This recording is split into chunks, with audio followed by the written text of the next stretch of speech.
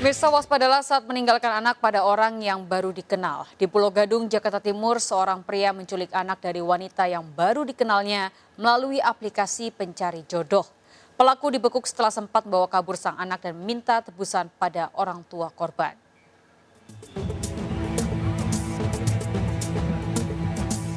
Rahmat Guntur Marzuki, pria 37 tahun ini hanya bisa tertunduk malu usai diringkus petugas Polres Metro Jakarta Timur.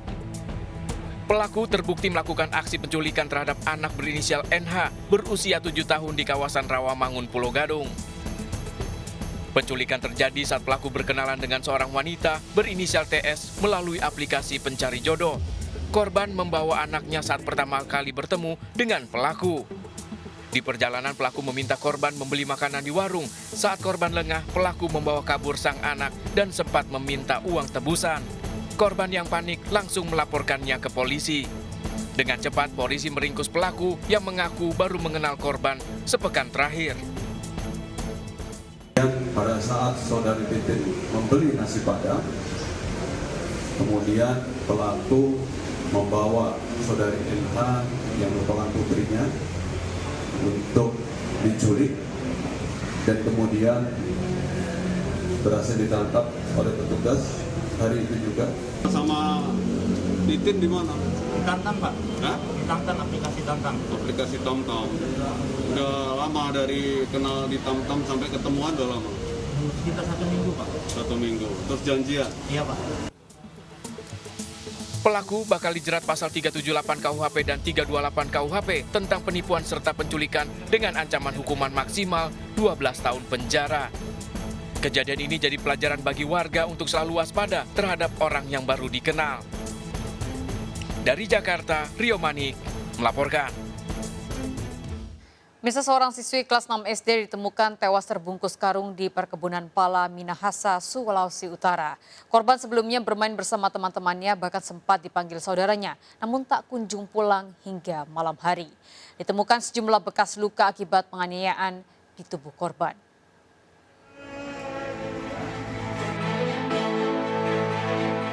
Mayat seorang bocah perempuan ditemukan terbungkus karung di perkebunan pala Desa Koha Minahasa.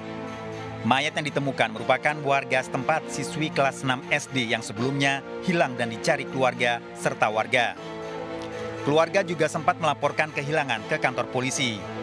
Sebelum hilang, korban bermain bersama teman-temannya di sekitar rumah. Dia main-main. Bermain ini buat teman-teman. Cuma om sempat panggil pulang. Nah, kakaknya yang panggil karena kita udah pergi ibadah. Terus kita perintah DPKK cari dia, panggil pulang. Nah, ketika memang waktu itu dia ada bermain, dia panggil selamat pulang. Yang si korban bilang kakak.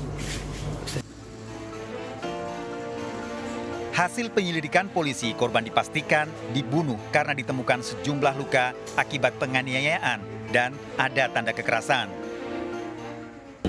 Satu malam tidak kembali sehingga dicari dan oleh keluarga dicari dan ditemukan di sebuah perkebunan dalam karung.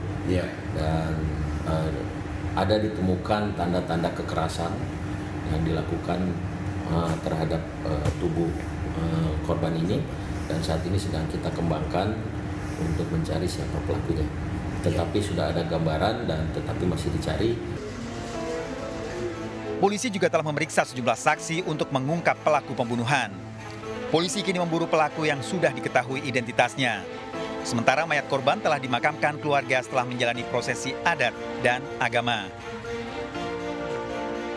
Dari Minahasa, Sulawesi Utara, Jeffrey Langi, iNews melaporkan. Mirsa, seorang bocah perempuan berusia 5 tahun dianiaya ayah kandungnya di dalam kamar kos Tangerang Selatan, Banten dan tersebar di media sosial. Pelaku sengaja merekam penganiayaan untuk dikirimkan pada ibu korban. Meski telah bercerai dengan ibu korban, pelaku cemburu menduga mantan istrinya menikah di Malaysia.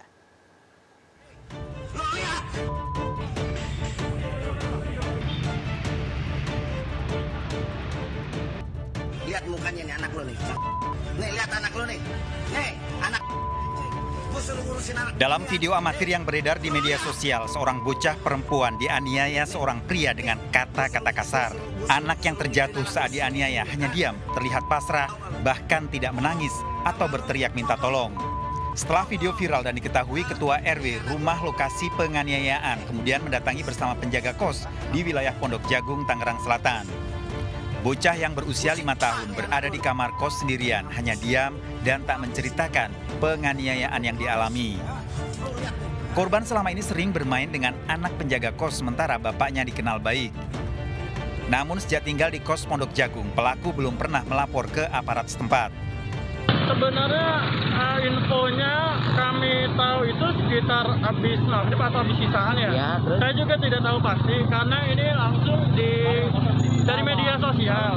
Yang pertama mungkin pelaku yang diduga pelakunya, yang pertama dia tidak izin ataupun tidak ada laporan kedatangannya sama pihak RT dan RW. Makanya tadi pas pertama kali diminta konfirmasi, ya kan itu alamatnya masih belum jelas, ya kan? Saya juga kan baru tahu ketika memang ada laporan dari teman-teman yang ada di sini. Selama ini korban hanya tinggal berdua dengan Wahyu Handoko, ayah kandungnya yang melakukan penganiayaan. Saat aparat kelurahan setempat bersama warga dan polisi yang datang, pelaku tidak ada di kamar kos.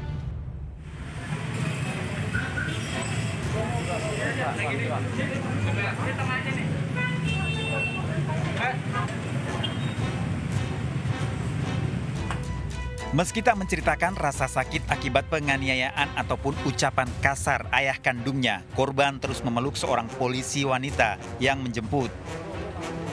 Dengan erat, korban terus mendekap Polwan ini untuk mendapat pendampingan psikologis di Unit Perlindungan Perempuan dan Anak Polres Tangerang Selatan. Korban dan Wahyu ayahnya sudah hampir 9 bulan menempati salah satu kamar kos di Pondok Jagung. Wahyu oleh penjaga kos maupun penghuni yang lain dikenal baik dan ramah. Korban juga penurut dan tidak pernah membuat keributan. Penjaga kos hanya mengetahui Wahyu tinggal bersama putrinya karena telah bercerai dengan istrinya yang kini bekerja di Malaysia. Penghuni kos tidak menyangka Wahyu tega menganiaya putrinya.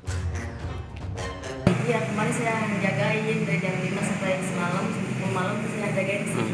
Ibu sering ngejagain anak itu? Iya, sering kalau dia keluar, belum makan ada ditungguin di atas. Keluar main. Anaknya nggak nakal apa nggak rewel, Bu? Iya, nggak rewel, dia asik anaknya. Untuk sementara ini, Bapak ini gimana, Bu? Di mata di sini nih? Oh, baik kan? Gitu ya. Dia orangnya kelihatannya baik banget, sama kita juga baik gitu. Baik banget, cuman saya nggak nyangkanya tuh kok main bisa kayak gitu kan. Saya juga nggak percaya, cuma lihat dari video dari polisi terus ya saya percaya lah gitu. Namun sebelum video beredar di masyarakat, korban sempat menceritakan penganiayaan yang dilakukan ayahnya dan mengeluhkan rasa sakit di kepala. Sementara pelaku mengaku penganiayaan yang dilakukan hanya pura-pura untuk direkam. Terus saya tahu juga anaknya sendiri yang bilang katanya saya dijambak, dipukul, kepalanya sakit gitu bilangnya. Sebelumnya tuh sebelum kejadian itu siangnya itu bapaknya bilang katanya itu cuma settingan doang, bikin cuma settingan doang gitu. Sama saya sebelumnya kan berantem juga karena tantenya cuma siang berantem terus dibawa ke Bekasi anaknya, terus jemput lagi sama bapaknya. Nah bapaknya terus dan tipu saya sama anaknya. Tipu saya. Sebelum dia pergi itu dia bilang, aku nanya itu kenapa aku berantem, ya gara-gara aku ngerti bikin settingan anak dianiaya gitu, pura-pura doang. Beberapa jam setelah video viral dan korban diselamatkan warga, Wahyu ditangkap polisi. Saat ditangkap, Wahyu mengakui melakukan penganiayaan pada putri kandungnya. Bahkan Wahyu tidak hanya sekali menganiaya korban untuk ditunjukkan pada istrinya yang bekerja sebagai TKW di Malaysia. Motif yang berdasarkan hasil pemeriksaan, motif dari tersangka yaitu ada kecemburuan terhadap ibunya anak tersebut sehingga melampiaskannya kepada si anak. Hasil pemeriksaan sementara 2 kali. Namun kami masih mengembangkan karena tersangka baru kami amankan tadi pukul 21.30 sehingga saat ini Korban kini masih dalam pemulihan trauma oleh tim psikologi Unit Perlindungan Perempuan dan Anak Polres Tangerang Selatan. Sementara tersangka terancam hukuman 5 tahun penjara ditambah sepertiga masa hukuman dengan barang bukti, spray dan bantal tempat penganiayaan di kamar kos. Dari Tangerang Selatan, Nunung Purnomo, iNews melaporkan. Mirsa, pencuri sapi di Jember, Jawa Timur mengambil daging dan jeroan diduga untuk dijual di pasar. Pelaku meninggalkan tulang dan kerangka sapi di perkebunan warga. Pelaku diduga lebih dari 1 orang mencuri sapi dari kandang, dipotong di tempat berbeda.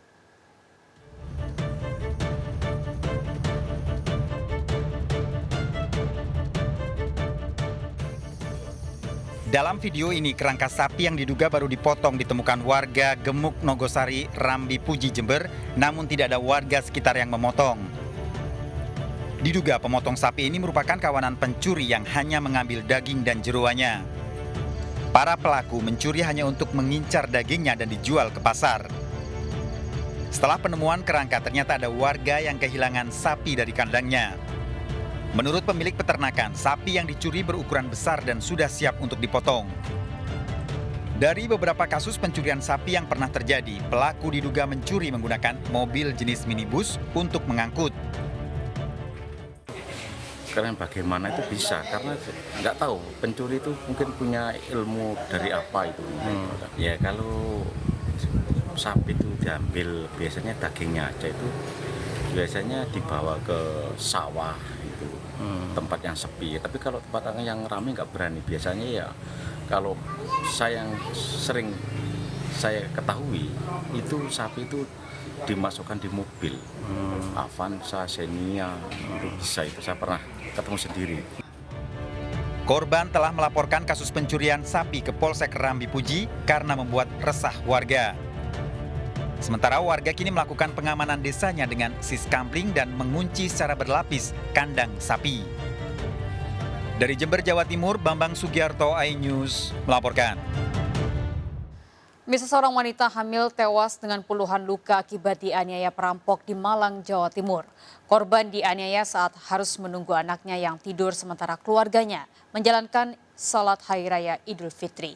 Pelaku nekat menganiaya karena korban melihat perampok masuk rumah.